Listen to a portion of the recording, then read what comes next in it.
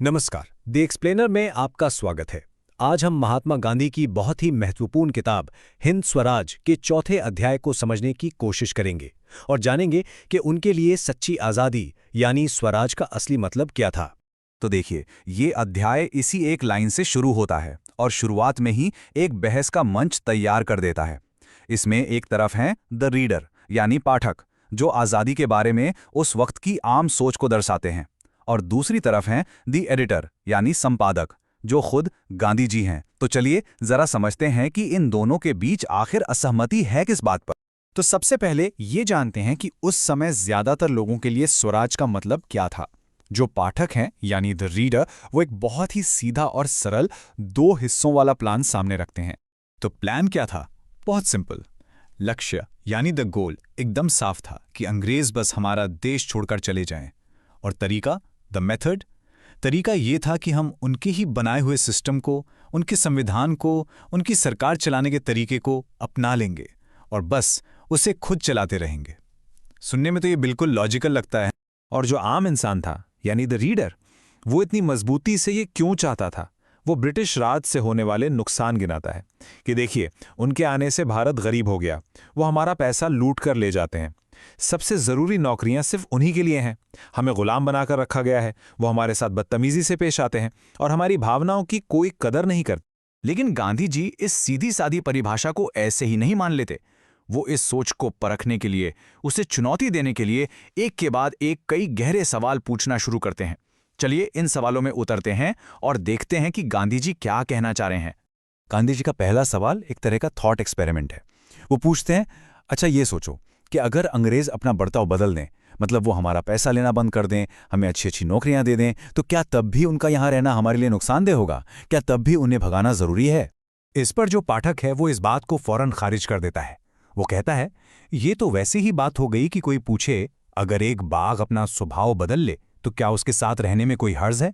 ये तो मुमकिन ही नहीं है। पाठक का मानना है कि अंग्रेजी सिस्टम की फितरत ही शोषण करने की है, वो बदल नहीं सकती। गांधी जी बात को और आगे बढ़ाते हैं। वो एक और सवाल पूछते हैं, अच्छा मान लो कि हमें कनाडा या साउथ अफ्रीका की तरह सेल्फ गवर्नमेंट मिल जाए, मतलब हमारा अपना झंडा हो, अपनी सेना हो, अपनी नेवी हो, क्या वो हमारे लिए काफी नहीं होगा? क्या वो स्वराज नहीं कहलाएगा? इस पर पाठक मान जाता है कि हाँ, ये तो एक आदर्श स्थिति होगी, लेकिन बस यहीं पर गांधी जी अपने तर्क का सबसे अहम और चौंकाने वाला हिस्सा सामने रखते हैं। अब ये बहुत दिलचस्प है। गांधी जी पाठक के ही दिए हुए बाघ वाले उदाहरण को उसी के खिलाफ इस्तेमाल करते हैं। वो कहते हैं, तुम बाघ को नहीं बल्कि बाघ की फितरत को चाहते हो, मतलब अंग्रेजी संसद, अंग्रेजी सेना और उनका पूरा सिस्टम अपनाकर तुम बाघ से छुटकारा नहीं पाना चाहते, तुम तो बस उस बाघ का जो शिकारी स्वभाव है उसे खुद अपनाना चाहते हो। और यही वो सबसे ज़रूरी बात है जिसे गांधी जी समझाना चाहते हैं। वो कहते हैं, तुम अंग्रेज के बिना अंग्रेजी राज चाहते हो, और जब ऐसा होगा तो उसे हिंदुस्तान नहीं बल्कि इंग्लिस्तान कहा जाएगा, और ये वो स्वराज नहीं है जो मैं चाहता हूं। कितनी बड़ी बात है ये। तो चलिए इस शब्द इंग्लिस्तान का मतलब अच्छे से समझ लेते हैं। ये गांधी जी का गढ़ा हुआ शब्द है। इंग्लिस्तान कोई जगह नहीं है, बल्कि एक हालत है, एक मानसिक गुलामी की अवस्था, जहां हम अपने शासकों के जाने के बाद भी उन्हीं के सिस्टम, उन्हीं के संस्कृति और उन्हीं के तौर तरीकों की नकल करते हैं, बजाय अपनी खुद की सभ्यता और ताकत को खोजने के। तो अगर अंग्रेजों को भगा देना और उनके सिस्टम पर कब्जा कर लेना स्वराज नहीं है, तो फिर स्वराज है क्या? गांधी जी इस अध्याय के अंत में अपनी बात को और साफ करते हैं। गांधी जी यहां ये मानते हैं कि सच्चे स्वराज की परिभाषा देना शायद मुश्किल है। इसलिए वो कहते हैं कि फिलहाल मेरा काम बस इतना दिखाना है कि जिसे तुम लोग स्वराज समझ रहे हो वो असल में स्वराज है ही नहीं।